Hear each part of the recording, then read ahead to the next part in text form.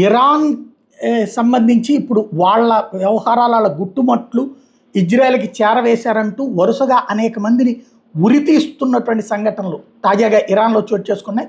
Israel intelligence service మొసాద్కి కీలక సమాచారం అందించిన ఘటనలో మొహమ్మద్ అమీన్ అనే వ్యక్తిని సోమవారం ఉరితీసినట్టు ఇరాన్ న్యాయ వ్యవస్థ ప్రకటించింది.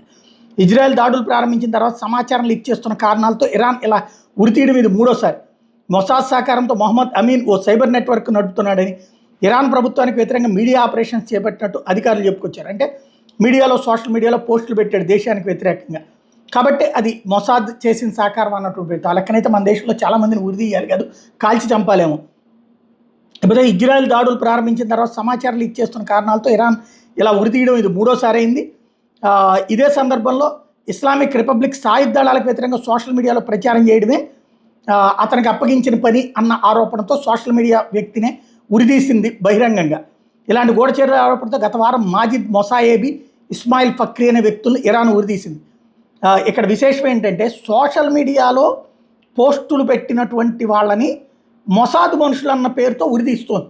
ఏది ఎక్కడక్కడ దాడులు చేసినటువంటిది, సక్సెస్ అయినటువంటిది, ఇజ్రాయెల్ సక్సెస్ అయిందని చెప్పినటువంటి వాళ్ళని ఉరితీస్తోంది అనమాట.